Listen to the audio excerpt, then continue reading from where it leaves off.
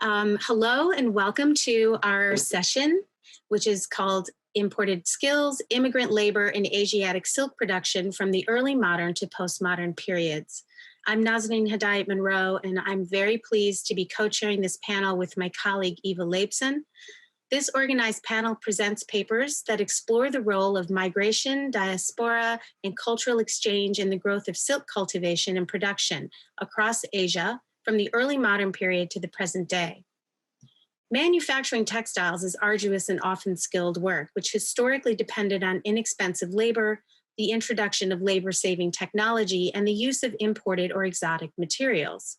Immigrant communities supplied much of the workforce, bringing their own skill sets and materials to new locations.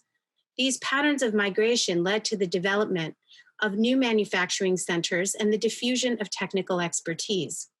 In addition to changes in material production, the myths and mysticism of silk's history will be analyzed in relation to early modern production in the Islamic world. Finally, the practice of silk weaving in diaspora immigrant communities is addressed as a symbol of perseverance and a link to cultural history. This panel of specialists brings forth fresh perspectives on the historical significance of the silk weaving industry from the early modern period to the present. The role of migration in immigrant labor is examined in relation to trade, politics, and socio-religious circumstances prompting relocation. Deconstructing the question of provenance in relation to cultural identity, the research brings to light the ongoing dilemmas of diaspora communities. By analyzing material, mythical, and technical aspects of sericulture and silk textile production, these scholars seek to create a new narrative about silk weaving as a collective endeavor, requiring diversity of skill and methodology to thrive. We look forward to hearing your comments and questions during the Q&A period following the presentations. My name is Eva Labson, and I'm very pleased to be here with you today and with this wonderful panel and my co-organizer, Nazanin. It is my pleasure to introduce our speakers to you today. And our first speaker is Sylvia Houghteling, Assistant Professor in the Department of History of Art at Bryn Mawr College. Her research and teaching focus on the history of South Asian, Islamic, and European textiles in the early modern period. Her first book, The Art of Cloth in Mughal India, will be published by Princeton University Press next year. Congratulations. Houghteling received her PhD in 2015 from Yale University and held a postdoctoral fellowship in the Department of Islamic Art at the Metropolitan Museum of Art from 2015 to 2016. Her research has been supported by the Biennial Foundation, the Fulbright Rouge program, the ACLS, the Huntington Library, the Gulbenkian Museum, the Yale Center for British Art, and the Paul Mellon Center for Studies in British Art. Today, she will present her talk, Histories of Silken Skills, Immigrant Sericulturists in Early Modern South Asia. Thank you, Sylvia. In the myth of how silk production spread outwards from China, sericulture reached the rest of the world because two Nestorian monks hid a small quantity of silkworm eggs in the hollows of their walking staffs. If early modern accounts are any indication, however, it would have also been necessary for skilled sericulturalists to travel alongside the monks and their silkworm eggs if the unhatched eggs had any chance of growing into worms that were prepared to spin luminous cocoons. Today, I will examine early 18th century records of the movement of silk laborers who were crucial to the establishment of the sericulture industry in southern India. This narrative provides a counterpoint to histories of the early modern material world, which focus on the seemingly effortless circulation of raw materials, dyestuffs, and woven textiles, and have tended to marginalize the knowledgeable immigrants who were vital to helping living imports, such as silkworms, survive. This paper is part of my broader research into the interregional circulation of artisans, textiles materials, and woven objects in early modern South Asia during the height of the Mughal Empire. Early on in my studies, I came to realize that while the long-distance global trade in Indian textiles was a vital part of the early modern story, the more local or regional Indian textile trade in this period exceeded the export trade in scale, but was yet understudied in the scholarship. To counterbalance this, I've tried to study the ways that lightweight cotton muslin textiles from Bengal brought with them a sense of the humid climate to the Mughal imperial courts in Agra and Delhi. In examining the practices of gifting among members of the Mughal society, I've argued that imported Safavid figural textiles, which we'll hear about wonderfully in the next paper, which were given as silken robes of honor, enlivened by poetry and painting, brought expressions of loyalty and affection across vast distances. These textiles could invoke the presence of the emperor and reduce the sense of separation between distant allies in Rajasthan, Bengal, and southern India. This work has led me to investigate the inventories of the northwestern Rajput courts that show an extensive and expensive desire for textiles from the southeastern Coromandel coast, and I've traced the movement of artisans from throughout southeastern India to populate more vibrant sites of textile production. A recurrent theme has emerged. When textile objects and materials move at these shorter distances, they carry sensory traces of their origins that would fade away or disappear at longer distances along damp maritime routes, be it the scent of the cura flower that clings to clothing, or the vitality of the bright pink safflower dyed cloth that would fade with light or exposure to water. In this way, I've found that it can be productive to think of textiles more as perishable goods, fruits and flowers, than inert commodities. I'm grateful to our organizers today for conceptualizing this panel in a way that opens out onto these themes of local ecology, fiber fragility, and the movement of those with specific expertise. For the production of silk is reliant upon both agricultural seasons in the growing of mulberry leaves and animal husbandry to coax cocoons from the fledgling silkworms.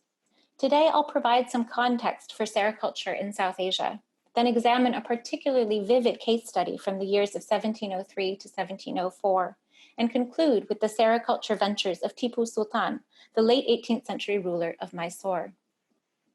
A brief history of the development of the silk industry in South Asia. The earliest archaeological evidence for silk dates to the Indus Valley period between 2450 and 2000 BCE. These silk threads, though, derive from India's wild silks, tussar, muga, and eri. While these silk fibers have beauty in their soft golden color, the early modern silk industry and the silk products that circulated the globe relied primarily instead upon the domesticated Bombyx mori silkworm of China.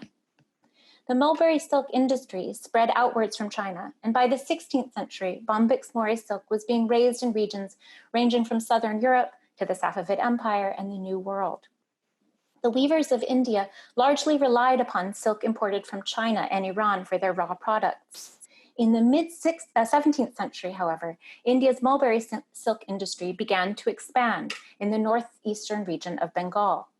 Although in the historiography, the Dutch and English East India companies have been credited with developing Bengal sericulture, economist Sushil Chaudhry has been careful to point out that it was Asian merchants who controlled the vast majority of the Bengal silk trade, centered in Kazan Bazar, which is north of Kolkata.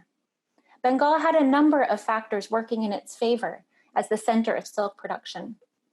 Its early history of wild and mulberry silk production, its warm climate, and the availability of skilled and relatively inexpensive labor. Most importantly, what we know is that by the end of the 17th century, when anyone in southern India was inspired to attempt sericulture, they knew they needed the know-how of silk experts from Bengal. My story begins at the start of the 18th century in the letter books of the English East India Company, where I first learned of the travels of silkworm tenders. I'd gone to the British Library looking for evidence of the long-distance cloth trade between India, Britain, the Netherlands, and France in this period. But I was intrigued by a particular exchange between Thomas Pitt, the English governor of Madras, present-day Chennai, and Keswar Singh Siddhavatam Raja, the ruler of a small but well-positioned fort town of Siddhavatam in present-day Andhra Pradesh. Though a small interaction occurring on a relatively quiet corner of the world stage, this correspondence brings alive the intertwined, one could say, hidden stories of a British official, an inland Raja, and the pair of sericulturalists from Bengal. The efforts at sericulture that these letters document were not a success and produced no lasting silk objects, but they remind us to peer beyond the stable objects that have by chance been passed down to us in order to glimpse the travels of living people with their perishable fruits and fragile collections of silkworms that are long since gone. Overall, the letters suggest that the Raja of Siddhavatam and the governor of Madras carried on a correspondence of sorts that, like many political relationships in early modern South Asia, was based in an economy of gifts. Not gifts of precious stones or hard cash, but lemons, mangoes, oranges, and vines. At the time when the letters were written, 1703 to 1704, the East India Company was still predominantly a merchant enterprise. Despite operating out of a fort with a garrison, the company relied primarily not upon force, but upon alliances with local and regional rulers and with the Mughal imperial government to continue their profit-driven trade. The interactions between Pitt and Keshvar Singh Siddhavatam Raja are inseparable from the broader context of the East India Company and the later 18th century establishment of a British territorial empire.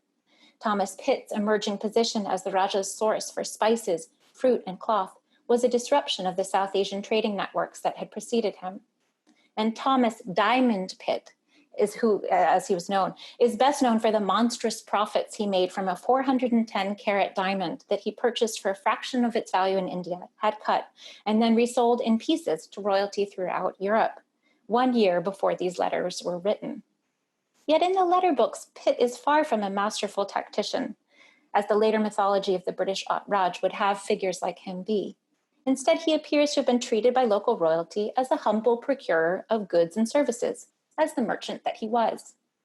The first gift exchange I found from the Raja was for wooden spoons. "I formerly sent your honor some spoons, which if you like, I will send more," he writes. He also writes about hearsay. He hears that Thomas Pitt has sent someone else some oranges and requests some. He also hears that Thomas Pitt has orange trees from China with fruit upon them, and asks to please send the trees or any other tree that is always green. He asks if there are any suckanaroo fish at your place and to advise me the price. Thomas Pitt replied on April 20th that he received the honor of the wooden spoons, sends his hearty thanks, and promises to send oranges when they arrive on the ships. He says that the little trees I received from China are already planted, and should he now take them up again, it would kill them.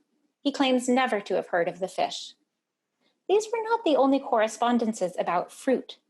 Thomas Pitt received letters from another nearby local ruler. "I thought your honor had forgotten me, this being the mango season. I hope your honor will not forget sending me some." Thomas replied right away the same day, "I received your kind letter and observed the contents. At present, I send you 200 mangoes of the best procurable that are as ripe as you desired, and 200 more that shall be sent to you in a day or two. I wish you health." Later in June, Thomas Pitt wrote to the Raja again that he was sending him the seeds for some orange trees and some lemon seeds out of my own garden. In exchange, he requested some slips of your vines that the Raja had sent before, which I desire you to do again when it is a seasonable time to cut them. And if you please, send me 20 bags of that sort of fine rice that you sent me before. In August, the Raja belatedly thanked Thomas Pitt for the seeds, but asked for the young plants instead. He said he would send the rice and vines, for which you promised to pay the cost, and he wrote, "I am informed your honor has an extraordinary cook who dresses victuals after the English manner. I desire you to send me the cook, whom I will satisfy and send back to your honor." After this culinary request, he then puts in his request for silk. "I hear your honor has got silkworms, some of which I desire you to send me, with a Bengal man."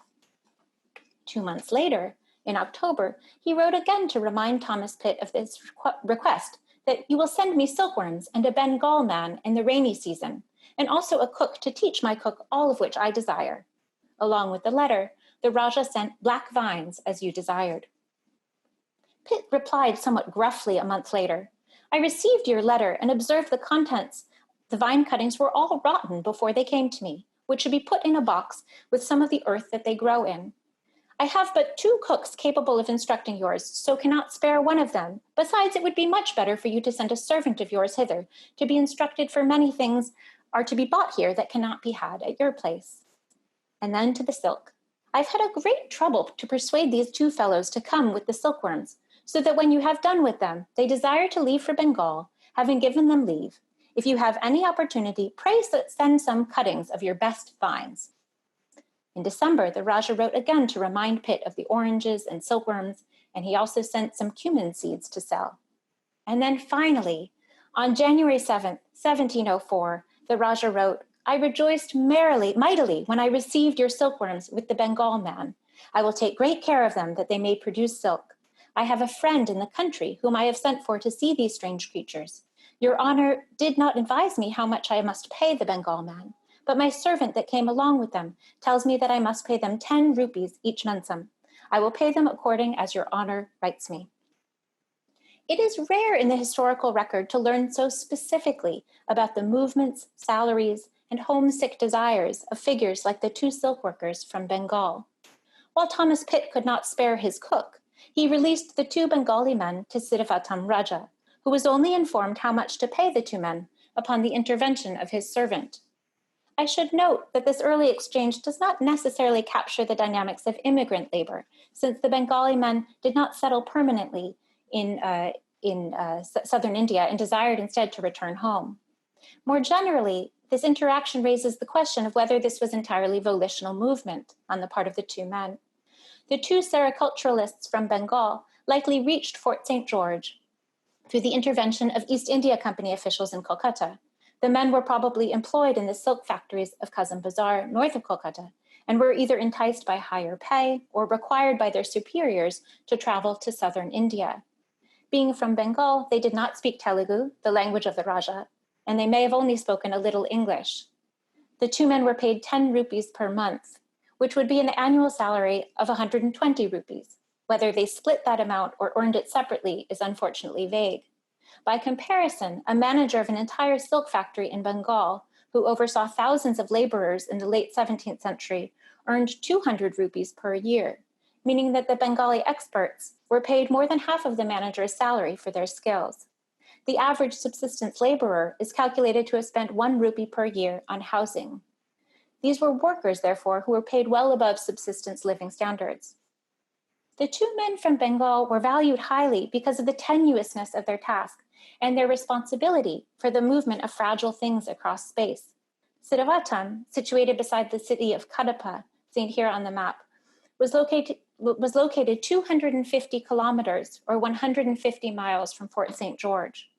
We know from the letters that not everything survived this journey. The vines became rotten, the orange trees might die.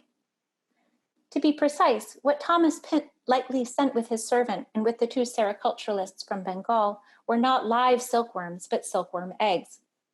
If kept in a cool place without drying out, bivoltine silkworm eggs, like those raised in China, can hibernate for many months before hatching. Multivoltine silkworm eggs, like those typically found in Bengal, do not hibernate and will hatch within a little over a week of the eggs being laid. But recent analysis shows that they can last for up to a month at cool temperatures. All silkworm eggs will start hatching within a few days once they are exposed to warmth. It would have been feasible to keep the eggs cool on the 4-day journey to Siddhavatam from Madras in the temperate January weather when they were sent. Other 18th century attempts to ship silkworm eggs longer distances, however, were less successful. As Ben Marsh notes in his recent book, Unraveled Dreams, Silk and the Atlantic, when early 18th century French colonists attempted to bring silkworm eggs from France to their Caribbean colonies, they tried to seal the vial of eggs inside a bottle of water to keep them cool. The glass bottle broke shortly after arrival at the ports, and the eggs started to hatch. Other suggestions for transport included a small marble box that could keep the eggs cool inside. At any rate, we know that the eggs successfully arrived in Siddhavatam and hatched, since the Raja invited his friend from the country to see the strange creatures. Upon the worm's arrival, the Bengali experts would have been essential.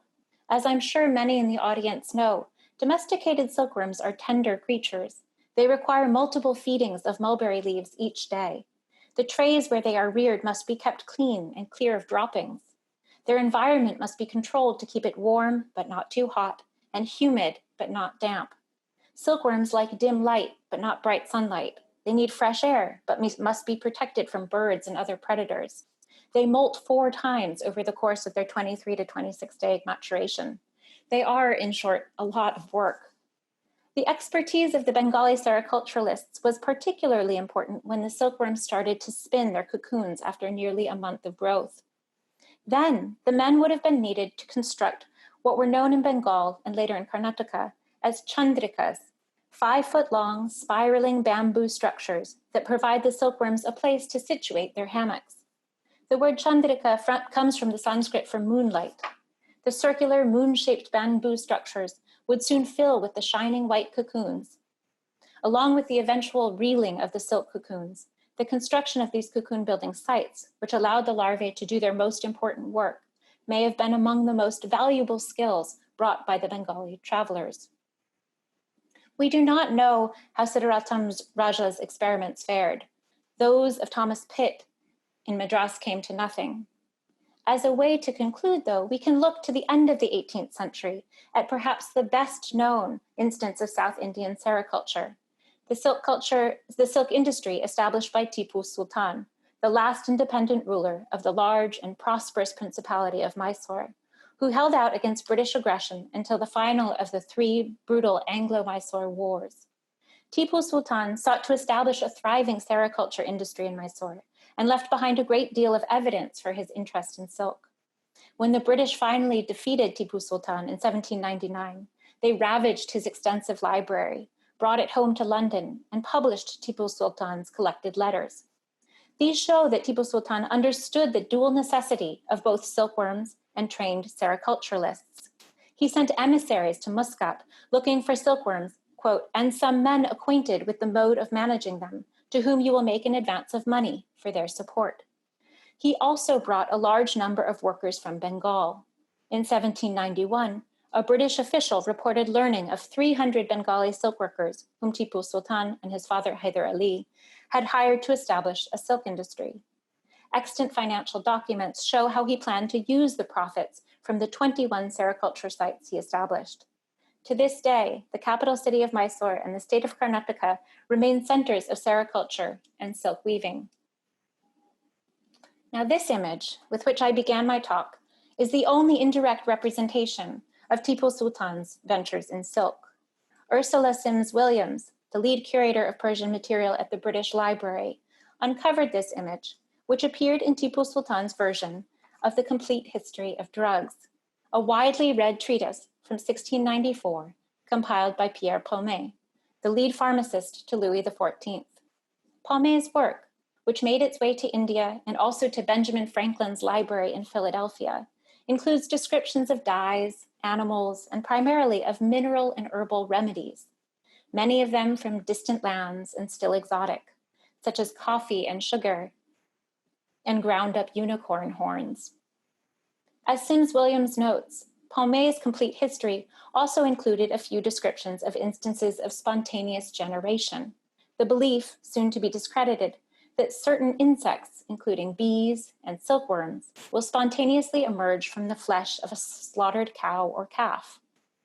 In the case of silkworms, the cow must first be fed with mulberry leaves.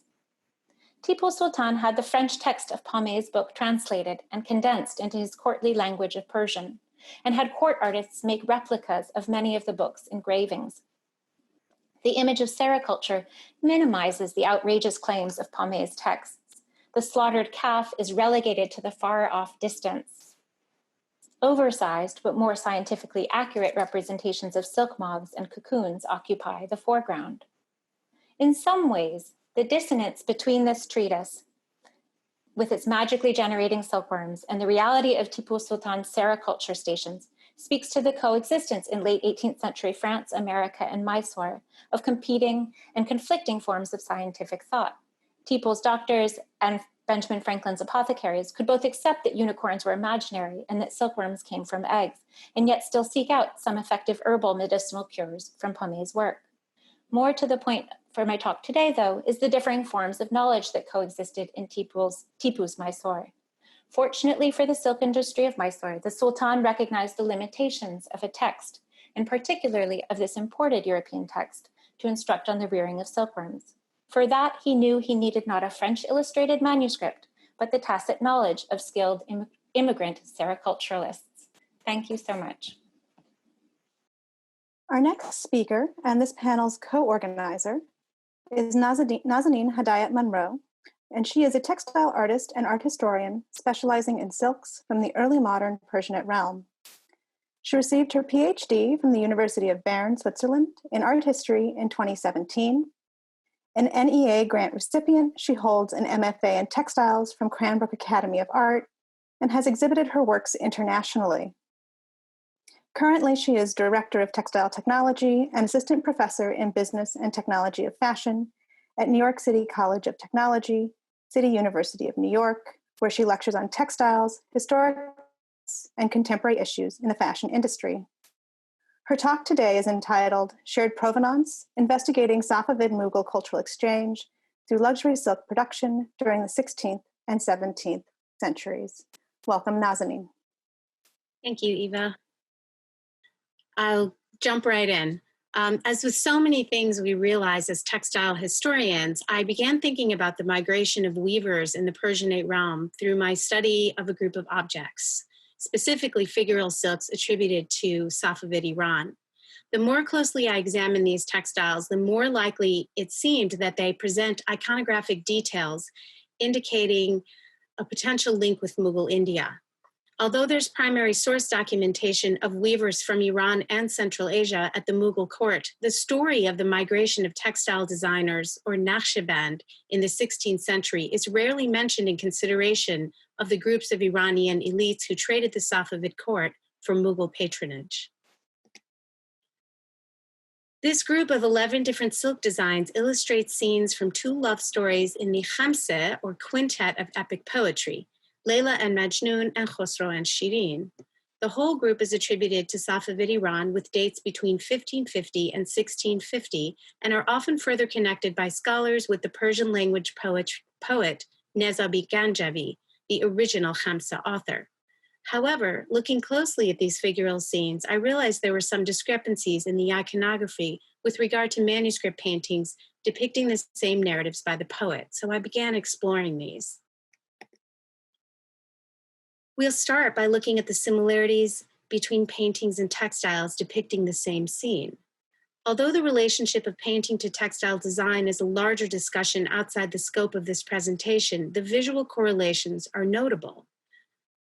Looking at a folio from an illustrated Khamseh of Nizami commissioned by Shah Tahmasp in 1524-5, we see one of the most frequently reproduced scenes in the cycle of illustration for Khosrow and Shirin, the bathing scene, quote-unquote bathing scene, depicting the first meeting of the royal lovers who were simultaneously traveling to find one another when the Sasanian king stumbles upon his beloved bathing nude in a stream. Although they've never met in person up to this point, they recognize each other instantly, and this destined moment remains a key point to illustrating the tumultuous love affair. There are 4 silks in total depicting this scene, each of them rendered with Khosrow on his horse looking on to a partly nude Shirin washing her hair. So sometimes it's difficult to read the images in textile, so I've done some digital drawings to help bring out the elements that correspond with paintings. It's also noted, it should be noted that 2 of these designs are executed in velvet and 2 in a satin lampas technique, and that 3 of the 4 include extensive use of metal wrapped threads, indicating a high level of patronage. And again, with one of the velvets that does not have the metal wrapped thread, you can still see there's a very high level of definition with regard to the figural rendering. One of the lampas designs of Khosrow Shirin is signed Amal Qiyas, or work of Qiyas. Qiyas ad-Din is noted in primary sources as a Safavid master weaver or Naqshband from the Iranian city of Yazd, active in the 16th century. Here I have again reproduced the signature, which is woven into the saddle of the horse for clarity since the textile is difficult to read. The Layla Majnun fabrics indicate a wider variety of narrative scenes. In Nezami's tale, Majnun composes love poetry for Layla, and her father is outraged, separating the youths. The lovelorn Majnun becomes crazed with longing and ventures alone into the wilderness. Album drawings and manuscript illustrations from Nezami's Khamseh depict him half nude in a disheveled state, surrounded by wild animals who have befriended him.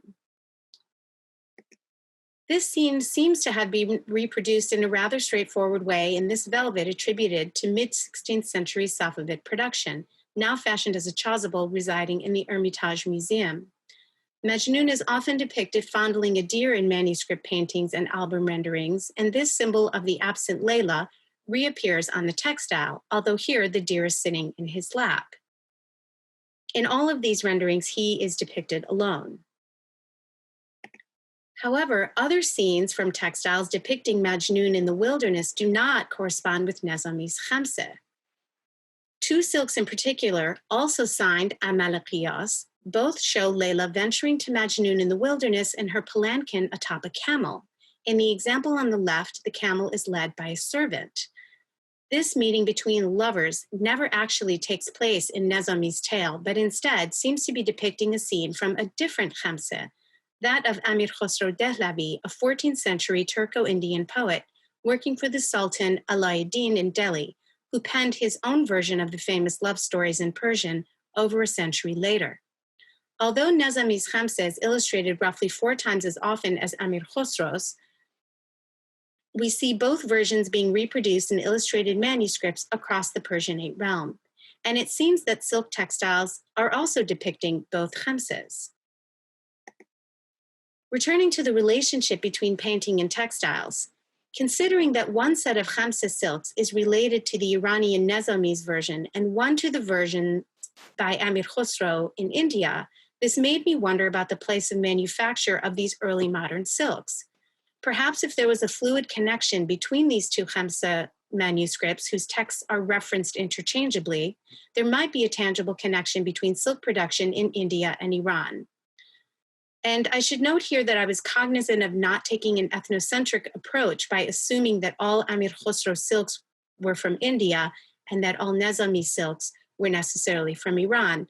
It's obviously more nuanced than this, but this was my starting point for the connection. Certainly by the early modern period, there was a diaspora of Iranian craftsmen and nobles in India. Mughal painting was largely shaped by the influence of 2 significant artists migrating from the royal atelier of the Safavid Shah Tahmasp, Mir Sayyid Ali and Abdus Samad, who were brought to India by Humayun in 1554. Primary sources, including the late 16th century Akbarnameh, confirm the presence of Iranian and Central Asian weavers in the royal textile workshops, and several Iranians rose to positions of rank in the Mughal court. Primarily, these groups had migrated eastward across Asia, seeking spiritual and religious freedom as Sufis to join the socially and politically powerful Naqshbandi order. This also ties in with the popularity of the Majnun character, who by the 16th century had become a tangible representation for the Sufi dilemma of separation and union with the beloved. Migration also presented financial opportunities, particularly during the power vacuum in 1576 following the end of Tahmasp's 52-year reign. Given the absorption of Iranian craftsmen into the royal atelier of Akbar, how do we know these silks weren't produced in India by Iranian textile designers, and how would we then classify them if this was the case? In consideration of textiles produced by immigrant weavers, additional questions apply with regard to classifying these objects and their makers. How does a diaspora community identify itself? And how do we identify works produced by diaspora artists and craftsmen? Do we reference the artist's identity or the location of manufacture? Continuing with the relationship of figural silk textile design to painting, we don't know for certain who designed the imagery on these textiles, whether a Naqshband or a painter, but clearly there is a relationship there indicating a shared aesthetic and symbolic visual language. This is how viewers would recognize the story and its characters. Based on this visual correlation, textile scholars have been relying on manuscript illustration to determine the date and provenance of these textiles, but the composition and iconographic details tend to differ between the two media. In examples such as this one, we see that the textile is depicting the same scene as the painting for an illustrated khamseh of Amir Khosrow. However, in the red satin lampish of the previous slide, Layla is still seated in her palanquin, whereas in the double cloth here, the lovers are reaching out to each other. This detail of a painting from the previous century by Persian master painter Behzad is one of the few examples of this particular pose. This leads to the question of dating. Although 1550 to 1650 seems like a reasonable date range, and the khamsa tends to be connected with Iranian production, one has to look at the details to narrow it down. Could the double cloth have been produced earlier, or is the Naqshband designing his textiles based on older manuscript illustrations? This early 16th Safavid painting depicts the emaciated Majnun with a continuous line representing his rib cage, a stylistic feature that differs from later renderings. The lampas and the red velvet both show this continuous line for the rib cage. However, the pose of Majnun in the other silk lampas, side work of Qiyas, presents more consistently with the Mughal renderings of the character. His slumped figure and his rib cage, which is still represented here as a continuous line, are stylistically very different from the earlier Safavid renderings.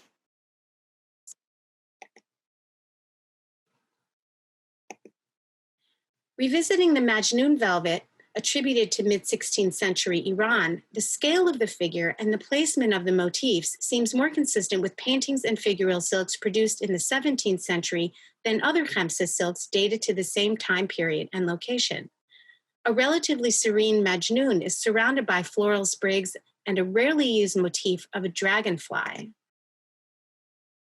Comparing these to 17th century painting in the time of Jahangir and his successor Jahan, one wonders if these motifs indicate later production in the Mughal atelier, either created by or in conjunction with Iranian artists, or using Safavid techniques for production. The khamsa silks exist only as fragments in various collections, for the most part, with the exception of this one. However, the fragment shapes indicate that at least some of these may have been fashioned into garments, whereas others are too fragmented and small to determine. The possibility of khamsa silks being worn as outer garments is based on other examples of figural silks throughout the Persianate realm. The example here is the figural silk garment gifted by Jahangir to his father-in-law known as the Bikaner coat, circa 1587. Further evidence of figural silk garments resides in this painting of four nobles at the Mughal court circa 1610. In the upper right is a portrait of Inayat Khan, who is wearing figural silk trousers and holding the royal scabbard, which is also wrapped in figural silk. These silks were clearly highly prized in Mughal India during the early modern period. This example shows figural silk that has been fashioned into a bolster for Shah Jahan in a painting dated 1620.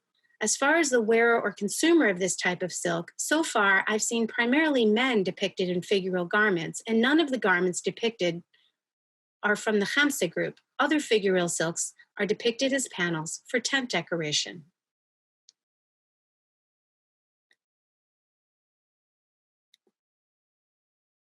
The Sufi connection is highly significant in linking India and Iran in this period, particularly through the Naqshbandi order, which was at the height of spiritual and political power in the early modern period. Other powerful Iranian groups in India include the Bahmani group, who migrated in the pre-Mughal early Safavid period. These included many weavers and other craft workers among them, as the Naqshbandi orders attracted this class of society.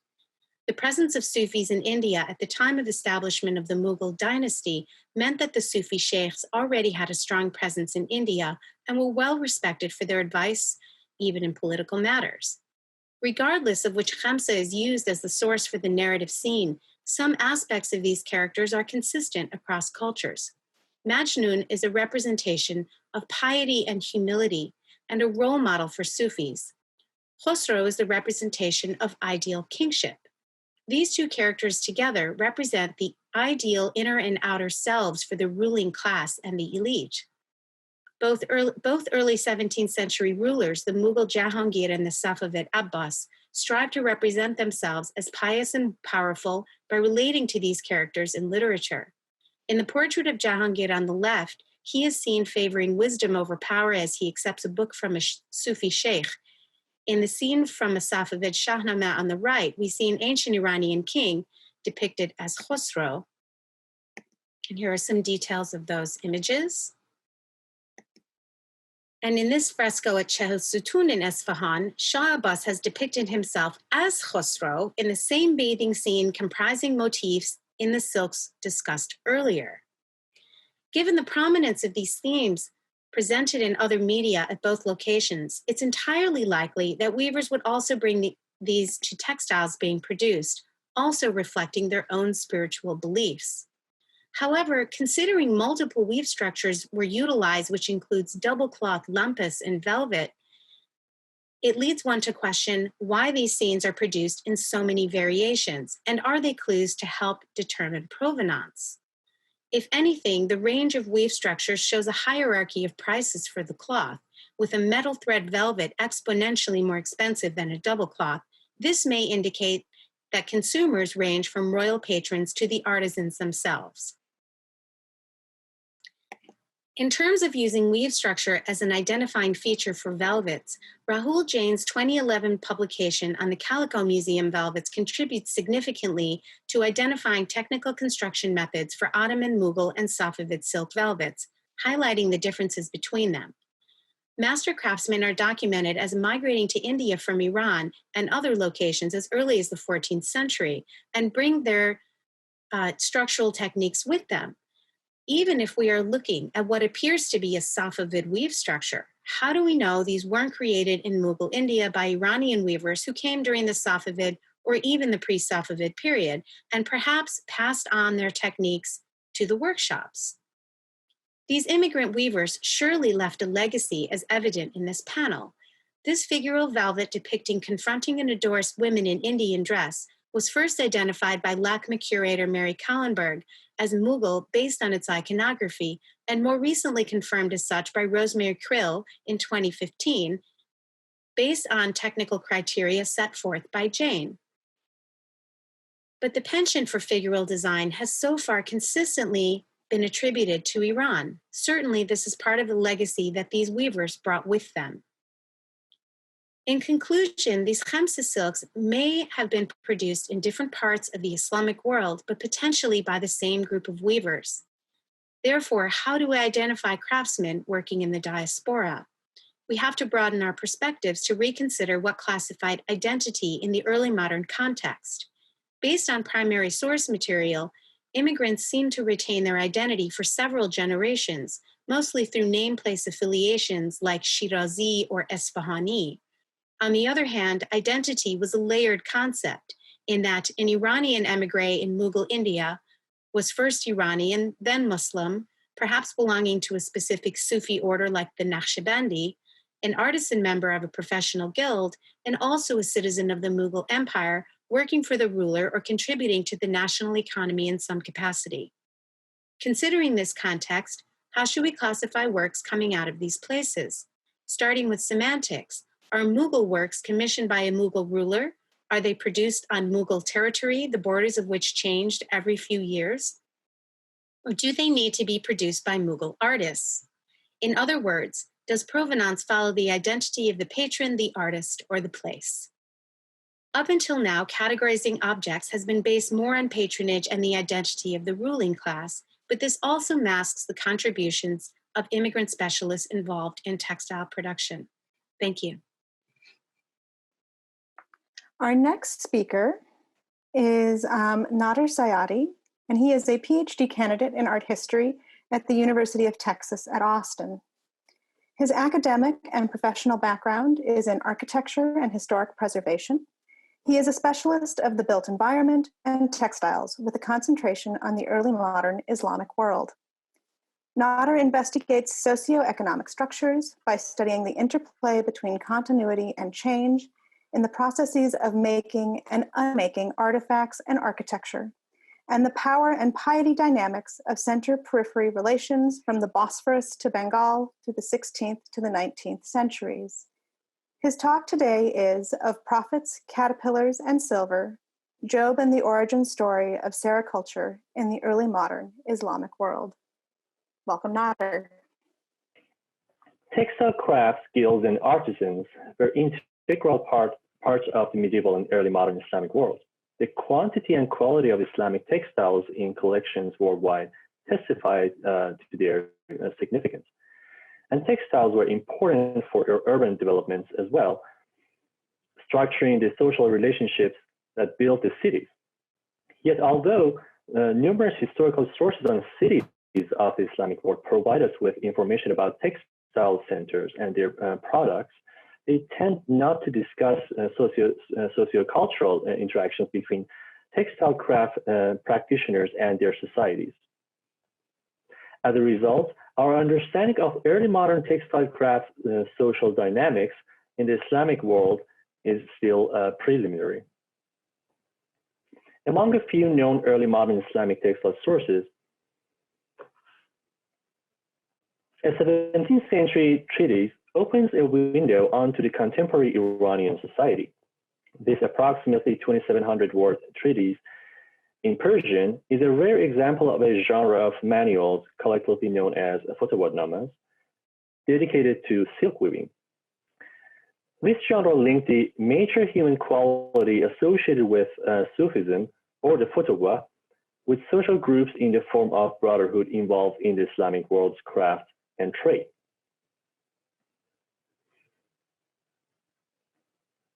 Fotowadnamas provided practitioners within a given craft with moral lessons by discussing various mystical and religious topics. These texts were read by or to artisans to help them locate themselves within the universe of pious professions in Islamic societies. As is common practice in Fotowadnamas, this treatise included an origin story of the craft.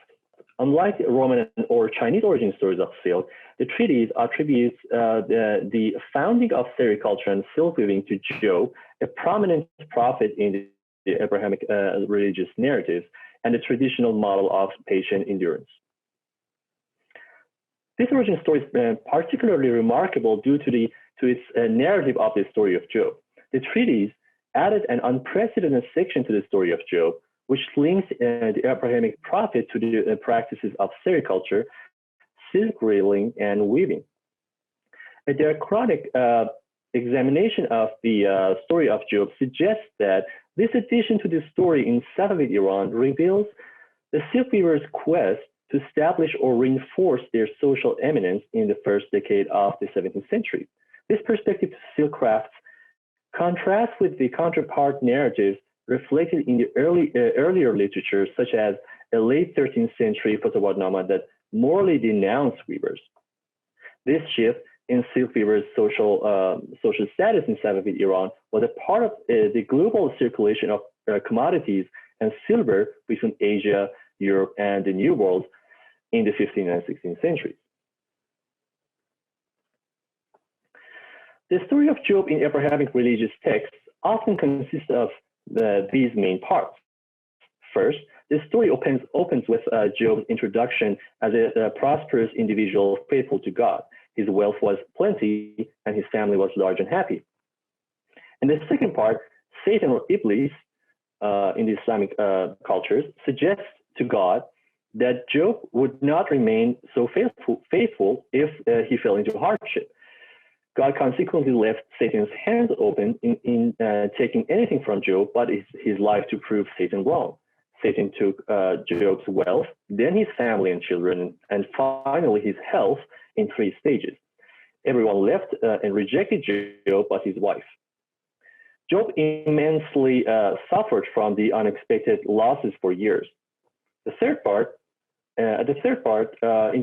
during the time of affliction, Job discussed his faith and doubts concerning God's will and justice in conversations with his wife, friends, strangers, Satan, and God.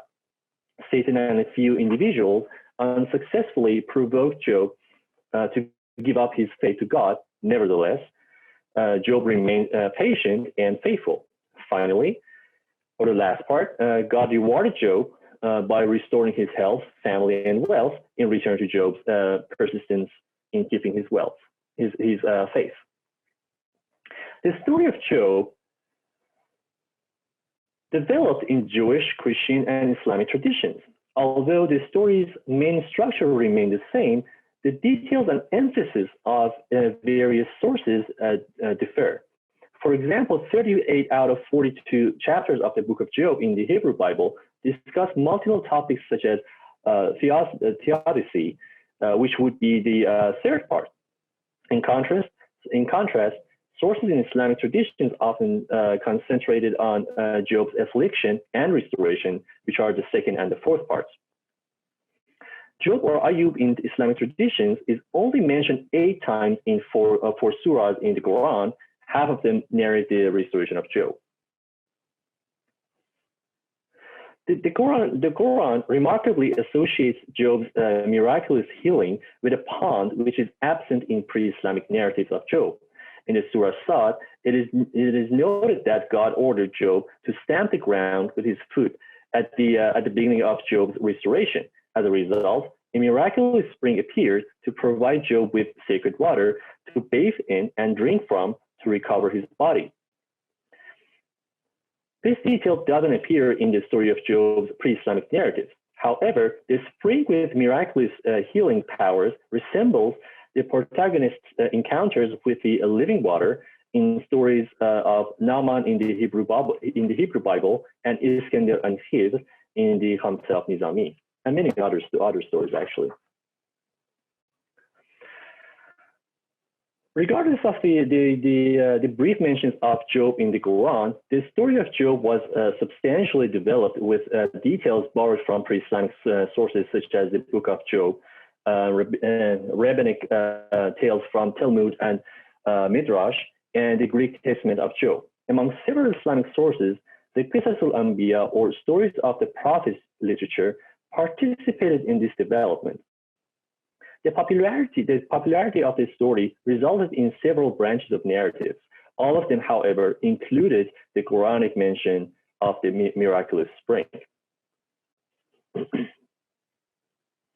In the treatise, the treatise curiously demonstrates a noticeable twist toward the end of the story. First, it summarizes the first 3 parts of the story and quickly arrives at the restoration of Job's health. The treatise continues the story as God sent Gabriel to Job, who got refuge in a cave. Gabriel struck the cave with his wings and flowed the miraculous spring. Job washed diseases and worms away from his body and became young. Job's wife followed. Then the treatise gives unprecedented details. While Job was floating in this sacred water, a healed dead skin detached from his body and fell on the ground. A white mulberry tree miraculously grew out of that peeled skin. The worms which fell from Job's body climbed up, settled on the tree, and ate its leaves. They wrapped themselves in silk shrouds and died. So God sent Gabriel again to teach Job how to cultivate silk. Gabriel then taught Job how to boil the cocoons in the water while his wife reeled the silk. Gabriel also taught Job to throw the work. The treatise then turns to silk weaving. According to the treatise, 83 of the prophets were silk weavers. It goes beyond the popular narrative and locates Job at the beginning of a line of silk weaver prophets. The treatise adds this section to the end of the common story of Job to compose an origin story of silk to address the sacred inception of sericulture, reeling. This edition seemingly acts as a sequel to the common narration of the story, most likely well known and popular among the public in the late 15th and early 16th century. By adopting Job as the founder and patron saint of sericulture and silk weaving, the treatise claims a sacred and religious status for silk craft and its practices. This observation regarding the story of Job as the origin story of sericulture and silk weaving raises 2 main questions. First, what could make the story of Job and not another Abrahamic prophet desirable as an origin story for sericulture and silk weaving?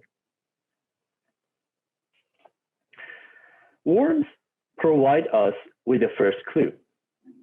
The treatise uses worms as a transitional element between the popular religious story and the practice of sericulture. On the one hand, worms conveniently appear at the end of the story of Job when God rewarded and praised him. On the other hand, the first step in sericulture is nursing the silkworm caterpillars and feeding them with the mulberry tree leaves. Worms, however, do not appear in all versions of the story of Job. They appear in the book of Job as flesh-eating worms. The Quran doesn't mention any worms in the narrative of Job. Some Islamic sources that included the story of Job did not have any mention of worms. In others, worms appear in the story in the context of Job's affliction again, comparable with the book of Job's narrative. In all cases, worms are flesh-eating silkworms, screwworms, not silkworms. Although none of these sources narrated the story of Job identical to the treatise, there are many similarities suggest that it could inspire the author of the treatise. The miraculous presence of the mulberry tree gives us the second clue. Unlike worms, none of the sources but the treatise mentioned any tree in the last section. More importantly, the treatise left no doubt that the miraculous tree was a white mulberry tree, Darakhte Tut Safid. This specification of the tree species is vital to the story of Job's fusion with the origin story of sericulture due to the essential role mulberry tree leaves play in the silkworm's nursery. Like silkworms, the white mulberry tree does not have a known precedent in previous counterpart texts. Regardless, a group of early modern Islamic illustrations of Job could be another source of inspiration for developing this story in the treatise. Among them, a 15th century source depicts Job in his bed during his affliction, which you see on the right in this slide. In contrast, Job's bathing and recovery was a popular scene in the 16th century sources. A halo often identifies him in the form of a flame surrounding his head. Gabriel is often present and shown with wings. Several copies also added Job's wife to this illustration. In a subgroup of these paintings, Job is naked from head to. In contrast, Job's bathing and recovery was a popular scene in the 16th century sources. A halo often identifies him in the form of a flame surrounding his head. Gabriel was often present and shown with wings. Several copies also added Job's wife to the illustration. In a subgroup of these paintings, Job is naked from head to waist, standing in the middle of the miraculous springs pond. Gabriel is offering Job a robe brought from the heavens. Job's bare chest shows his rib bones, which signifies his weak and ill body. This set of paintings depicts Job a few moments before the miraculous recovery. In another subgroup of these paintings, Job is already bathed, clothed, and recovered. He looks healthy and young, seated on a higher ground in a conversation with Gabriel. In both subgroups, Job's wife seems to arrive at the scene only a few moments earlier with a large bowl in hands. Almost all these paintings depict a pond, a creek, or both, a tree and no worms. These paintings were produced between the 1570s and 1590s, only a few decades before completing the treatise in 1606. It is probable that the author of the treatise read the story of Job and was inspired by the illustrations in a copy of the Qisasul Anbiya. The seemingly insignificant change in the story of Job raised another question. Why were the Iranian silk crafts associated with a sacred narrative in the early 16th century?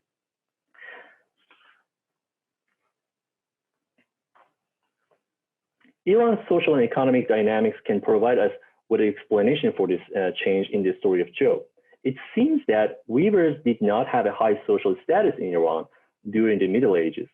In a Futuwatnama composed in the late 13th century, the author included weavers in a list of 12 types of people who could not receive the honor of the Futuwat. This Futuwatnama accused weavers as morally flawed due to their actions or professions or professions' inherent characteristics. It argued that they were incompatible with the Futawas since they tend not to keep their oath. In this text, infidels and butchers were included in this list since the former did not follow the true God and the latter took creatures' lives. The categorization of weavers, infidels, and butchers under one group suggests that weavers' overall social status was vulnerable to such degrading interpretations in this period. In another curious early incident in the 7th century, Ali ibn Abi Talib, the caliph of the Islamic world, called one of his appointees who turned against him a weaver's son and deposed him in a coarse letter. Unlike earlier portrayal of weavers, the silk weaving treatise pictures silk craft with a respective social status in the early 17th century by connecting them with the story of Job. The silk weaving treatise was written during the reign of the Safavid Shah Abbas I, who substantially supported and promoted commercial infrastructure and expanded trade. As it has been demonstrated in the works of scholars such as Rudy Mati and William Floor, this period witnessed robust economic and commercial interactions between domestic merchants, the Safavid state, and European trading companies with raw silk as the main commodity. Additionally, a large proportion of the population of Isfahan, Kashan, and Yazd in central Iran were employed as silk weavers and associated crafts. Indeed, the treatise was written when silk craft was among the most successful businesses in Iran. In this sense, the story of Job and its sequel in the silk weaving treatise reflects a quest for high socio-religious status or a need for its reinforcement in early modern Iran. This change happened sometime between the 14th and 16th centuries. However, the question regarding the specification of this change remains to be contemplated. In addition to domestic socio-religious dimensions, this change in the story of Job can also be seen in light of the global socioeconomic dynamics of the 15th and 16th centuries. As European merchants purchased great quantities of various commodities in the Islamic world, they mostly paid with silver. Europeans obtained this large amount of precious metals by taking them from the New World. As a result, large quantities of commodities moved westward while silver moved eastward. In other words, the New World silver provoked a mass production of raw silk in Iran to be sold and consumed in Europe. The New World silver was also among the factors which modified the popular story of Job in Iran. And in this way, the suffering of Job was transferred into precious silk, silver, and social capital for silk weavers in early modern Iran. Thank you. Our final speaker today is Magaliam Berton, and she is a French-Vietnamese textile historian who incorporates filmmaking into her practice.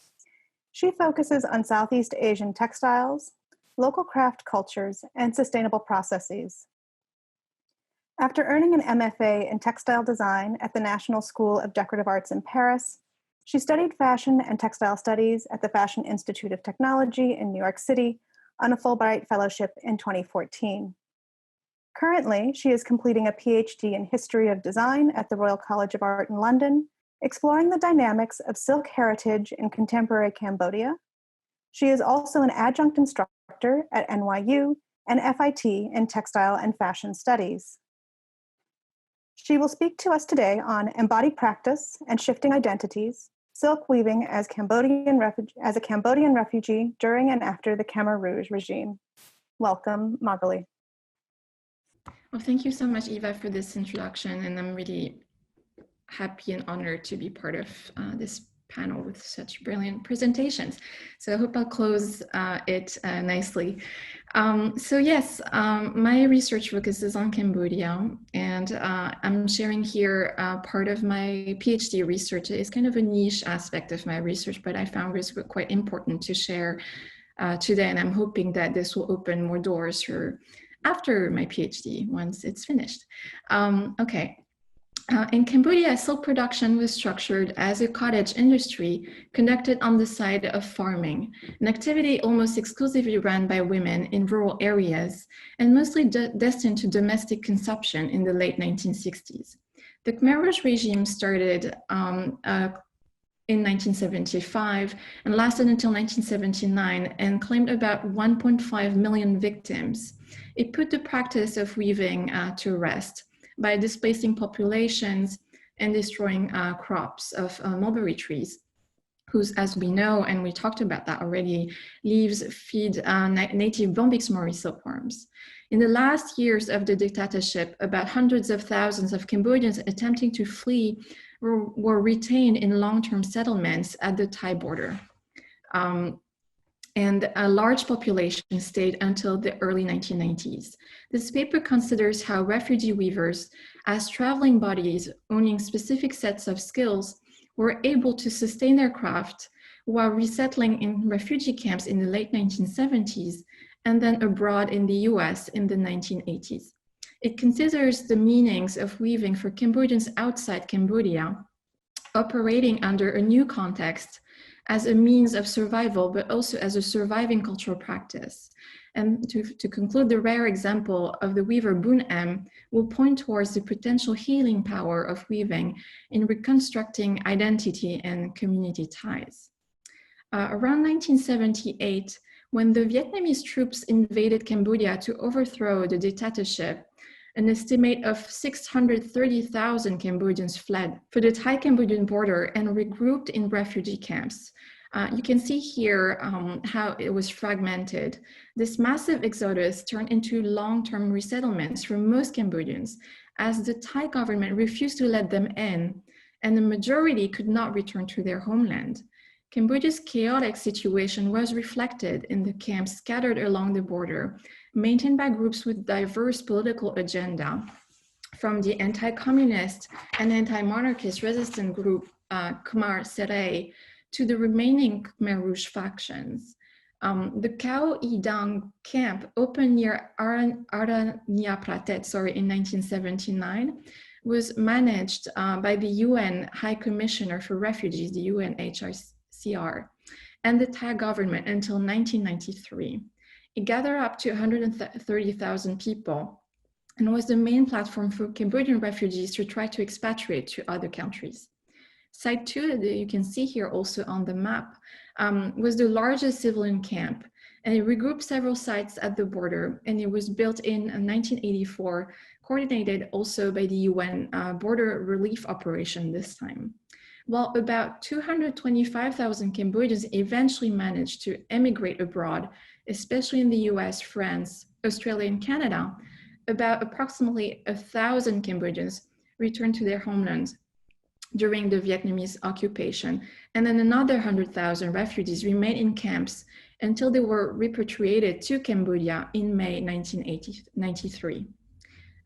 Camp life was extremely challenging in terms of health, food, and safety. Nevertheless, the practice of religious ceremonies and cultural celebrations were progressively reinitiated, especially in the UN-backed camps. Dance, music, and vocational training activities, including weaving and sewing, quickly resumed in the different resettlements. I have here an image of a woman wearing a silk attire for her wedding in one of those UN-backed camps. Anthropologists Ebihara, Mortland, and Ledgerwood explained that Khmer refugees were in a state of powerlessness for an extended period of time, unable to, quote, control the most basic activities of their lives, procuring food, water, and fuel. In this very unstable context, the practice of cultural rituals from before the Khmer Rouge shows attempts to secure a sense of home, in which Buddhism, dance, and music retain their importance attached to the original identification of being truly Khmer. We don't know if in this picture, the woman was really wearing silk as like a material, but it for sure looked like it. There are rare mentions of weaving activities in camps in literature, with a handful of testimonies from Democratic Kampuchea survivors. Among them, Taveri shared her story in humanitarian Carol Whitener's volume of oral histories called Soul Survivors. Taveri had seen her mother and older sister weave ikat and solid-colored silk sarong when she was a child, but she only learned the technique with experienced female weavers by 1979, when she returned to her home village in Takeo after the dictatorship's collapse. In 1990, she moved to Site 2 to reunite with one of her sisters. They stayed together for 2 years and worked on producing polyester cotton samput, not silk. Taveri eventually moved to Phnom Penh, and in 1993, she started working as a weaving instructor for the NGO Khmer. In camps, weavers adjusted to the cheap materials available on site to weave simple products such as cotton or polyester krama cloth. Krama is this type of designs worn often as a scarf. Made at the Khao I Dang camp, this scarf that I'm showing you here was purchased by an Australian immigration officer and later donated to the Museum of Victoria, Australia. This is a typical krama, hand-woven cloth, and this time in a bright chemically dyed plaid of pink, blue, green, and yellow. This artifact exemplifies how weaving was a common manual activity in the camps, built into a local economy of survival and bartering. Weavers produced items for their personal use and for sale to other refugees in the camps, but in this case also to sell to foreign visiting officials. The rare material and testimonial evidence of weaving also demonstrates the transient nature of craft practices in refugee camps as temporary spaces of production. The resettlement of Cambodian refugees in the US territory reshaped the weaver's practice. Cultural anthropologist Carol Mortland, who has worked with refugees since 1981, mentioned that some Khmer women are committed to preserving traditional weaving.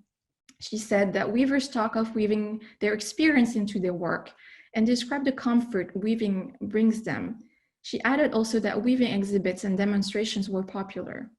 The selected stories that I'm going to share with you now provide a closer exploration of weaving as a source of embodied comfort, as well as a cultural activity regaining a sense of community.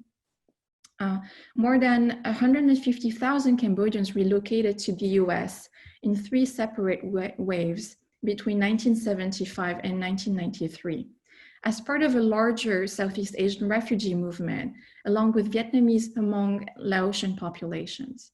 Linguistic anthropologist Nancy Smith Hefner stated that, quote, families bundled up clothing, cookware, medicines, and sacks of rice. They hastily hid gold, jewelry, family heirlooms, and other valuables, and silk was also part of that. After 1994, when the US refugee program was terminated, Cambodians came in the country as immigrants and no longer as refugees.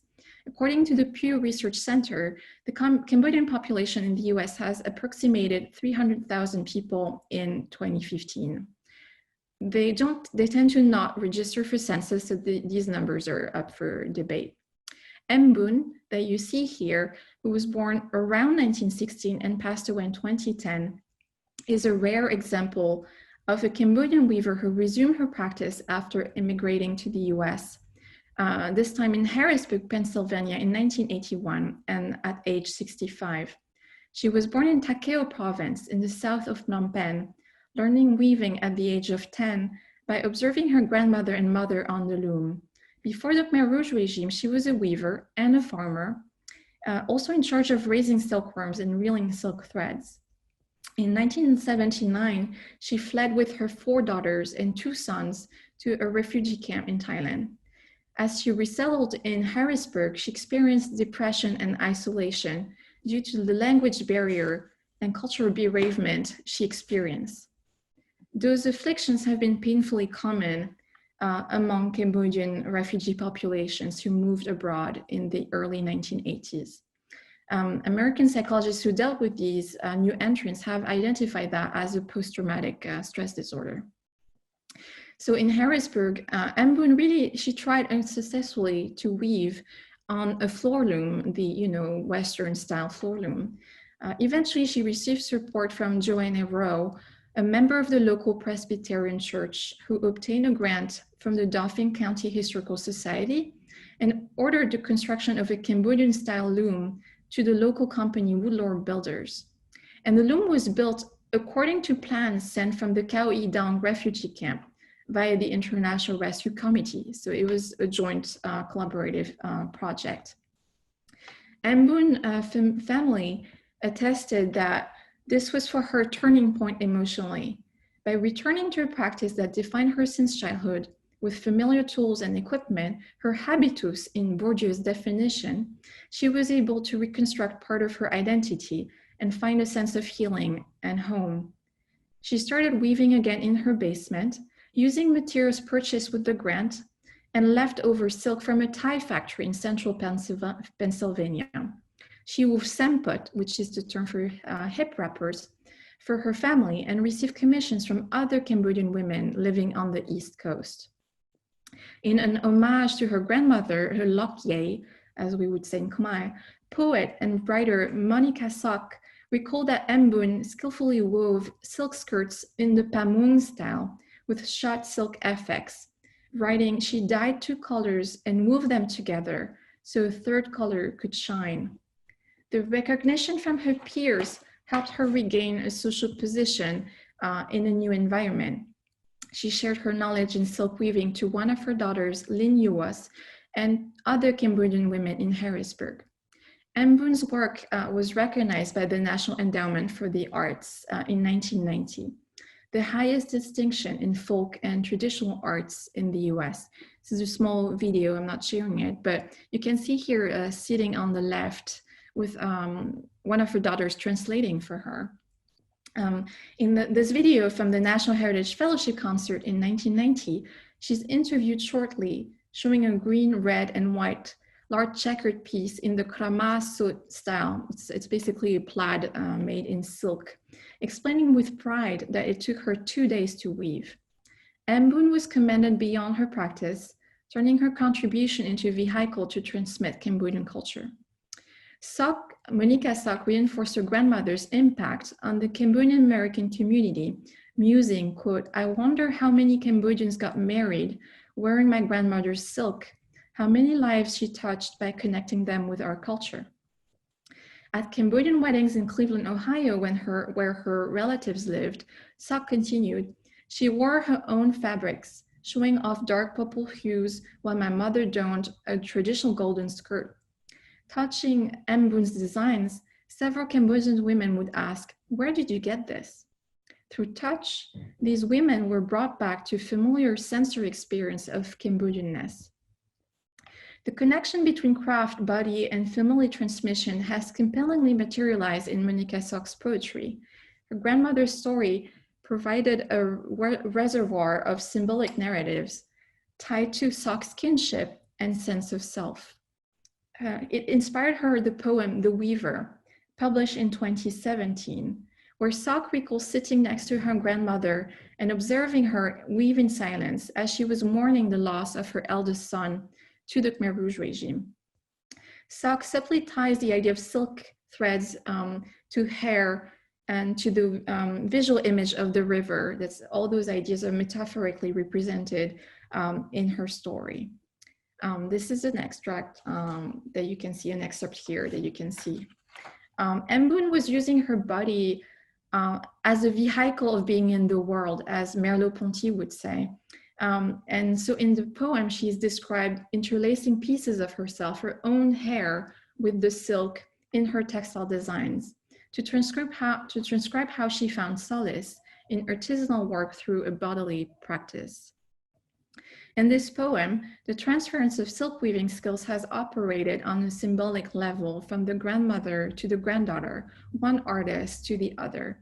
While Mbun could weave but not speak English, Sok could not weave but used English to reconnect with her Cambodian lineage. She wrote, She was the weaver in my family, and I am the poet.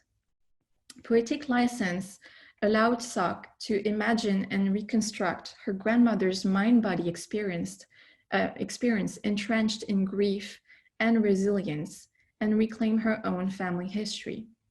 The rare appreciation of her contribution also, by contrast, highlights the absence of a larger movement reviving Cambodian craftsmanship in the US, despite the importance of the population of immigrants that I've described before, 300,000 people. Mboon's example also emphasizes the importance of demonstration and performance in the perpetuation of Cambodian textile crafts and its recognition in diasporic communities. A handful of events in California in the late 1980s and early 1990s involving demonstrations of weaving confirms this hypothesis. Apsara, the feminine in Cambodian art, is considered the first exhibition dedicated to Cambodian culture in the US, and it was part of the Los Angeles City Roots Festival, which showcased a lot of different immigrant cultures. It was curated in 1987 by culture broker Amy Caitlin, ethnomusicologist at the University of California. And it took place at the Women Building, a nonprofit arts and education center supporting women's rights in Los Angeles. As shown in a film documenting the open house, two weavers, members of Khmer Women Weaver Studio of Long Beach in California, offered a weaving demonstration for the guests, working on the floor loom on krama cloth. Again, you will notice that silk kind of recedes in the story. They tend to move to cotton and polyester products. The exhibition's accompanying publication shared oral histories of Cambodian American women artists from Southern California, and that included the story of the weaver Pan Eat. And that's her. And so Pan Eat was from Battambang in Cambodia originally. She learned weaving in a refugee camp at the Thai border. In the US, aside from a job at the factory in electronic assembly, she continued weaving on the side to remember her past life in Cambodia. In the catalog, she is quoted as saying, "Weaving is like a memory of what most of my life was and how we could take care of ourselves." The other thing to notice, I think, is that Pan Eat was part of a weaving studio, and the Khmer Women Weaver Studio produced multicolored polyester krama scarves. This is in black and white, but that was in color. According to the exhibition catalog, they also wove different silk styles, such as pamwang, anlung, and kramasot. Pamwang is solid colored silk, anlung with stripes, and kramasot is silk with plaid motifs. A group of weavers also participated to a demonstration at the United Cambodian Community, the UCC Center, as we say, in Long Beach, for the opening night of a local vocational and technical school in Long Beach in the early 1990s. I'm showing here a map of Long Beach and that area called Cambodia Town, which is considered the largest community of Cambodian in the US. And so there's, so at that event, at the UCC Center, you could see women weaving or demonstrating weaving. And here you can see a woman donning a sampurhul, an ikat hip wrapper, spinning thread on a spindle with looms set up for weaving in the background. Bonnie Lowenthal, who used to work at UCC, recalled that the weaving project received the support of a grant awarded again from the National Endowment for the Arts, which helped purchasing a handful of looms. One of these looms was installed at the Long Beach Senior Center, where women could come and make cotton krama scarves. The project had been initiated by the local cultural association Arts of Apsara. It mostly involved elderly women with prior knowledge in weaving and was short-lived. Neither this project nor the Khmer Women Weaver Studio still exist to the present day in Long Beach.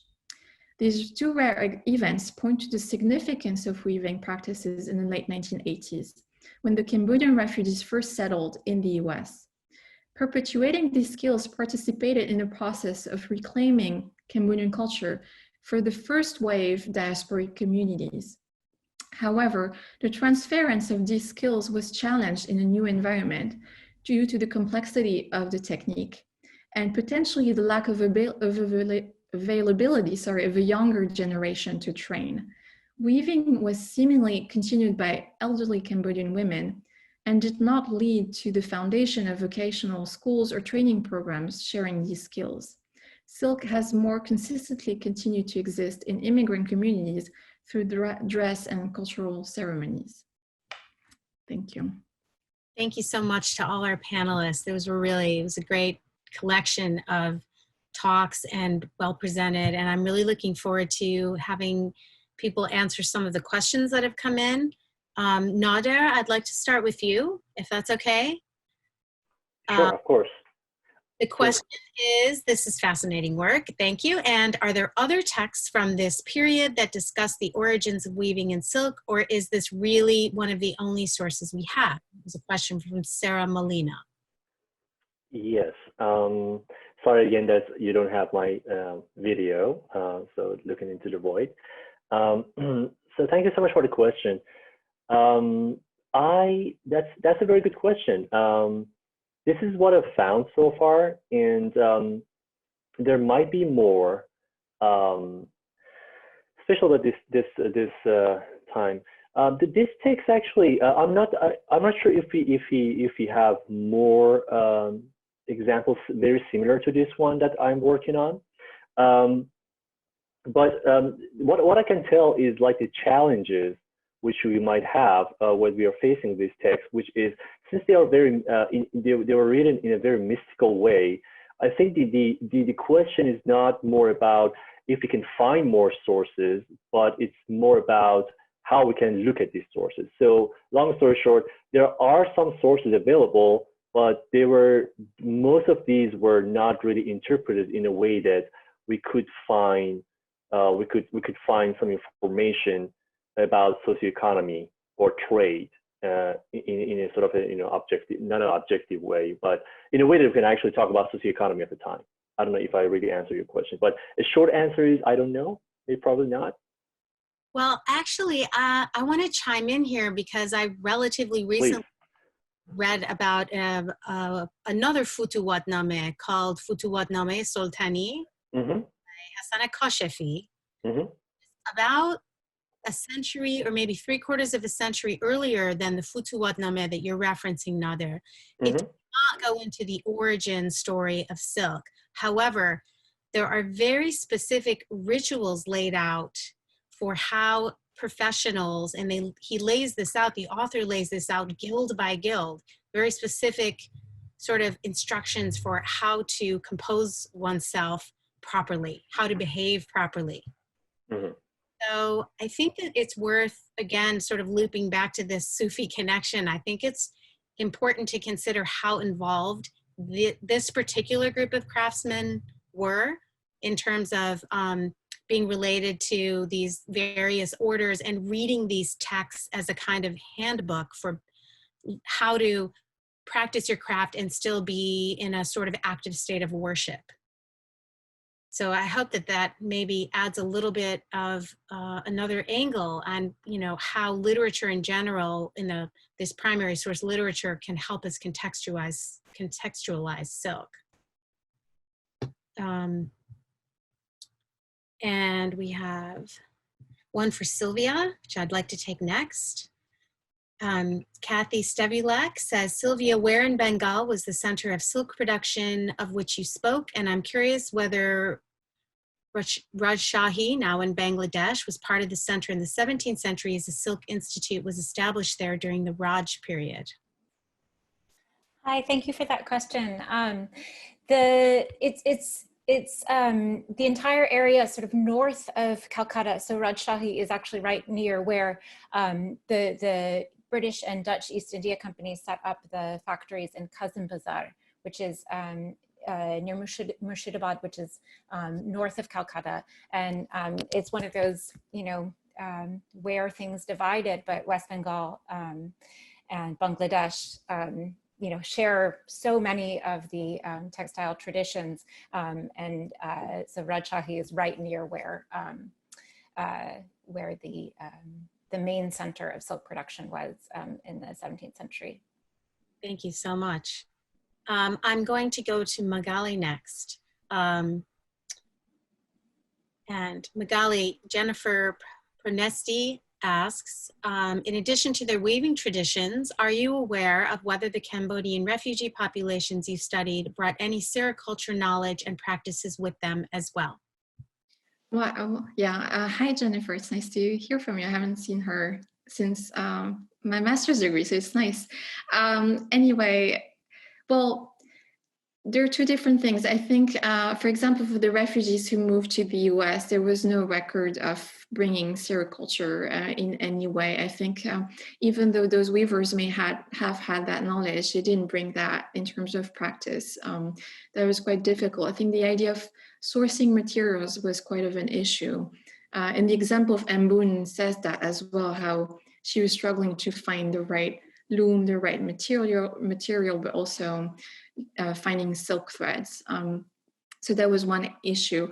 There's small records of silk weaving being continued in refugee camps or bordering refugee camps. So that continued to some extent, but really small extent because of, how Sylvia explained it, rearing silkworms is very intricate. These are very fragile, luxurious animals. You have to really take care of them really properly, and the conditions of life in refugee camps was let's say a word like pretty horrendous and atrocious for the most of it.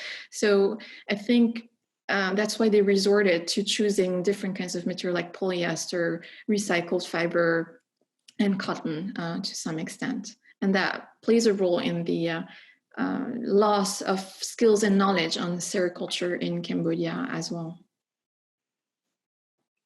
Thank you so much for clarifying that, Magali. That's an excellent point. And if I can ask you a question as well, I was wondering if the switch in material altered the symbolism of the hip wrappers that they were weaving for them. Well, that's a good question. I think there's like different uses. So when you see the check, the plaid scarves, or the krama, that was something that was commonly worn as like a day-to-day clothing. I think silk is very important in ceremonies and Buddhist religious ceremonies, weddings, dance practice as well. So I think for that, the fact that they didn't have silk kind of was missing. From the things that I've researched, even though they didn't have silk, the first communities that moved in Long Beach tried to find similar products that looked like shiny, that would be imported from Thailand, for example. Anything that looked like, they would redo crowns and jewelry with cardboard that would be gilded and painted. So I think there was a need to reproduce the aesthetic at least, even though they knew it wasn't the full thing. But there's, I think, such a determination in continuing their cultural practices that they did not look into too much of like having the right material, but just continuing was really the idea. But they also were wearing cotton as a thing, or polyester. So, yeah. Fascinating. Thank you. I'd like to answer a question from Carol Beer. Important questions. This one's to me. Important questions regarding identity and attributions.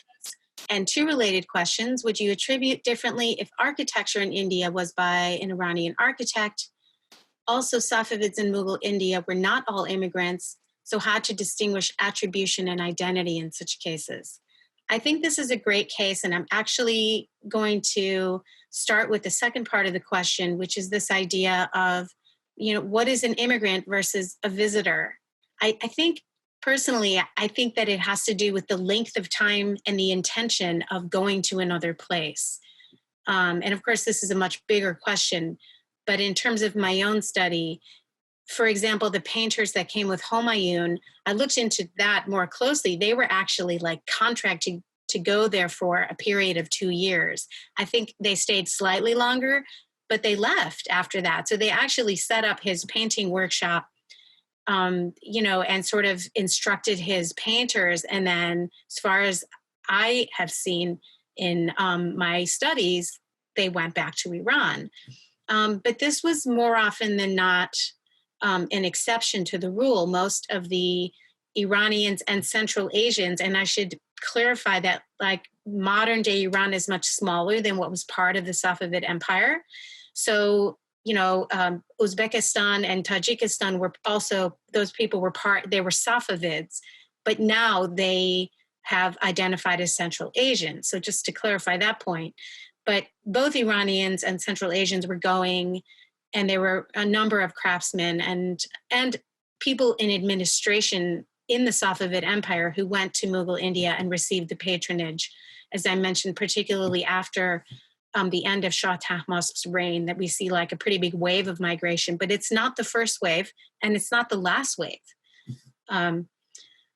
So I would identify, you know, the work being done by immigrants, those are the people who intended to stay, but I would also say whether it's textiles or architecture, it falls under the same sort of giant question of how do we categorize these things? I don't think it's medium specific. I think it has to do with how are we looking at people functioning as newcomers to another culture, and how do we, for lack of a better word, how do we categorize or label their contributions? And I'll just end with saying that I think it should also, you know, not be completely discounted that these are, in effect, works that were produced by Mughal patronage.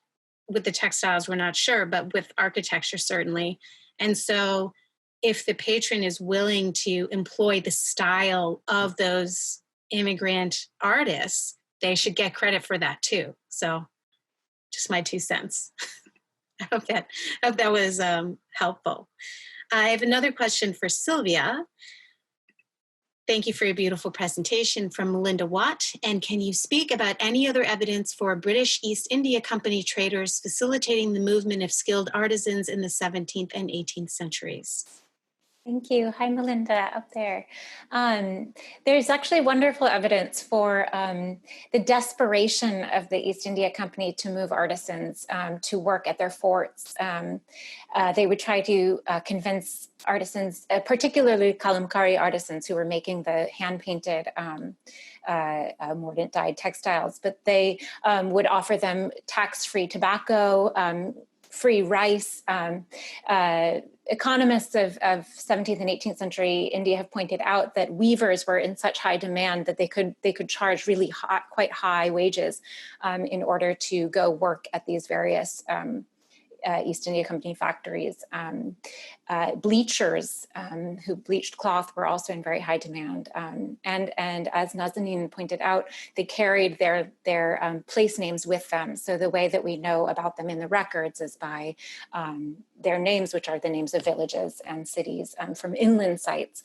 And these skilled artisans were enticed to work along the ports.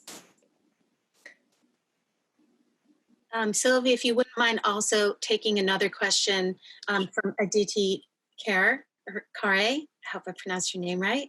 Thank you for the presentation. I wondered how and where you were able to textile archives. It's to access, yeah. It's a challenge, as all archival work is, but the most fruitful for me and that I was able to do was at the Rajasthan State Archives, which holds the records of the various principalities of Rajasthan. And I investigated the Khmer ones, which are present-day Jaipur. And they come in these wonderful bundles of documents.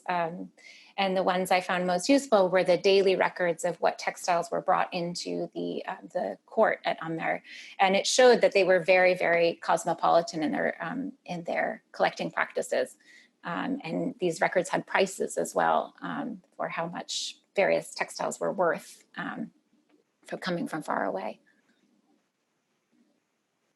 Thank you so much. I'd like to loop back around to 2 related questions for Nader. The first one, they're kind of related, but we'll start with this question. how did the Job story connecting him to sericulture succeed in repairing the weaver's reputation? That's a question from Susan. Yes, thanks for the question. So that's what I think. So this is like the interpretation that I have from this text. And this project is in a way very interesting for me personally, because I'm trying to use sort of to interpret a text which doesn't, of course, necessarily directly talk about the socioeconomy of the time. So it feels like it's ahistorical. There is no time. It seems like it's timeless because it's talking about these more or less, let's say, concepts and about in a sort of when we're talking about this about Sufism or this Fatwa-namas. So when I read it for the first time, it felt that it's just some lessons, some educational, like for the educational purpose for this people who might actually at some point in time would use these. It may not be able to. First I thought that there is no historical evidence in these, so it would be a little bit challenging. But however, what I tried to do in this paper was that reading these mystical stories and put them in a sort of in a historical perspective to see what they tell me. And this is what I heard from, this is my interpretation from this text, which is, so the story is that, if I want to summarize it very quickly, I read this text and I realized that something is wrong.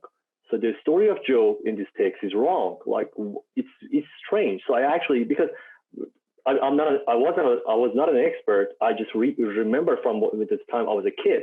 So I actually went back, starting reading the story of Job, like in different books, and I realized this is so off. This is so strange.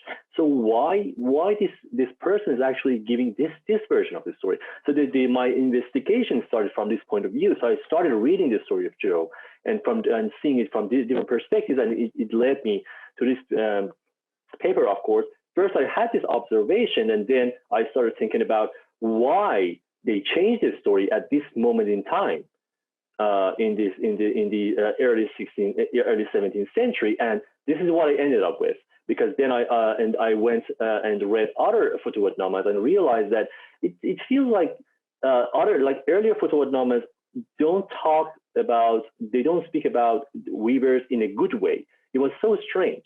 So that's what I ended up with, that probably something happened. And the thing which was happening, the rest of the story is known to pretty much everybody in the field, which is, of course, the Safavids were huge in silk and, in the silk industry. So my interpretation was that, okay, so if this change happened in the time that silk was huge in Iran, I'm not saying that it was not huge before it, but something happened, and I tried to mention it in my paper, that I don't know what exactly happened. What I'm saying is that this happened. I assume that these weavers socially really wanted to have a higher status, and that's the reason why apparently they tried to attach themselves to a popular story, to a sacred and popular both, sacred and popular story, which is in this case the story of Job. And in my paper, I'm trying to say that why they chose story of Job, why not somebody else, or why not using another origin story from with the Chinese origin story, or with the Roman origin story. So that's what I try to do this here. And but besides that, I think I'm going to stop here. I don't know if I answer your question. I tried. That was a great answer, Nader. And I will also put out there for people who aren't as familiar with the Safavid history, two important factors. One being that by the 17th century, there was a very diverse community in Esfahan, some of whom had been, frankly, forcibly relocated by Shah Abbas. But there was a very large Jewish community and a large Armenian Christian community who were very actively involved in the textile industry, including silk production. So instead of Iranians going somewhere else, it was really about these other groups coming to Iran. So that is an inherent sort of part of the discussion there. But I think secondarily, with regard to Nader saying, why did they make this? I'm just going to throw this out there as a hypothesis, but I think that with the centralization of the silk industry in Iran, Shah Abbas probably ticked off many centuries of independent silk farming dynasties, particularly in the areas of the north of Gilan and Mazandaran, and these areas that were already, sort of independent of the state. And he basically took them over and said, we will give these farmers or these sericulturalists a set amount of money, and then we will reap the profits. So maybe that was part of the discussion. And I want to bring up another question for you, Nader, if you don't mind continuing. Brittany asks, thank you for your close comparative literary analysis on Job. Is there evidence that silk in the Safavid Empire had healing properties? Is this represented in the weaving patterns, and was that meaning conveyed in trade? Thanks for the question. So I think I'm going to be useless again to say that I don't know much about it. So maybe other people could actually help, especially about the healing powers. I'm not sure. So I don't really want to convey any wrong answers. I don't feel like I'm an expert about that particular case. But about the rest of the question, if there was a representation like the woven, like it was like woven in textiles, if I'm right, like the patterns. I'm not sure if this refers to the story of Job, like visually, or you're talking about the healing powers. So the story of Job, I have never seen. I can't recall any representation of the story of Job, but I could actually. That's a very good question in this sense. I can actually take a closer look to see, like visually. For instance, Nazanin was showing us all these textiles, which are depicting, for instance, stories of the Khamsa, like Lily and Majnun. So if this is your question, I'm not sure if this is your question, that if they did, because I showed these illustrations from these Safavid books. So if the question is that if the weavers actually wove these patterns or these images of like Job's any part of the story of Job, particularly from these illustrations into textiles, I haven't seen those yet. So maybe other people can help. If this is a question about the healing powers, I'm very useless here, I guess. Thank you, Nader. I have also two questions, or perhaps three questions for Magali. Sarah Kuhn says, I live in Lowell, Massachusetts, home to the second largest Cambodian community outside of Long Beach. Are you aware of any weaving in Lowell? We have a brilliant potter and a Khmer dance troupe. Yeah, I concentrated my research on Long Beach, but for sure, Lowell is an interesting also part. Boon M, for example, that I mentioned, she was based in Harrisburg, but she did weave and connected with weavers and with women who lived in Lowell as well, and she got orders from that area. I'm not particularly aware of like a group of weavers that really developed a practice in Lowell. I've heard of that ceramicist, potter, I think it's Yari Livan, and he was also, as Boon M was a national endowment, recognized by the National Endowments for the Arts around the same time. And then, the Khmer dance troupe, the Encore dance group is pretty amazing and outstanding. But regarding to weaving, there was an exhibition at the American Textile History Museum, the museum that closed, unfortunately, a few years ago, in 2010, about Khmer history. And there was a little bit of connections with weaving, or people reclaiming weaving skills as a way to express the trauma of the genocide that they had been through. And then also recently I came across a kids week for Khmer kids, Khmer American kids in 2019, where they could learn to do weaving as a community practice. So I've heard more of events or things like that than actually a school of weaving or practicing weavers that are selling and advertising their work. That's been less of my less to my knowledge, I think. Thank you. And we have a question from Marilyn. Did you witness indigo dyeing in Cambodia? And also, did you hear about indigo dyeing in the British East Indies? Well, the last part was for Sylvia, but I'll answer just the first part. Yes, so yeah, Cambodia, originally Cambodian weavers were using natural dyes that kind of dwindled down, and they moved to chemical dyes quite extensively, especially independent weavers, because they want to reduce costs, and fast dyes go quicker and they're cheaper, and that allows them to kind of produce more and sell more. But there's a few workshops, organizations in Cambodia are promoting the use of natural dyes and indigo, specifically the Institute of Khmer Traditional Textiles, the IKTT, that is based in Siem Reap, that was founded by Kiko Morimoto, a Japanese textile expert who passed away in 2017, but the workshop is continuing on this expertise of natural dyes specifically. And there's also this other Japanese project. There's a lot of foreign projects who arrived in Cambodia and helped redeveloping the practice, called Caring for Young Khmer. And they have developed an indigo farm, and they do products just with indigo. Thank you. And assuming the second part of that was for Sylvia, about the indigo dyeing in British East Indies. I'll just say yes, there's a long history of indigo dyeing in South Asia. That indigo was thought to originate in South Asia. And in the colonial period, there's a sort of concentration and centralization of that industry in Bengal. But previous to that, it was there were centers in Gujarat, in southeastern India, and in Bengal as well. Thank you. And we'll end with two more questions sort of related for Magali, both from Elizabeth Short. Vietnam has been quite successful with the help of Western weavers in resurrecting high quality weaving of traditional patterns with commercial success. I guess that's a comment. And the question being, are women weaving in Cambodia today for sale or export?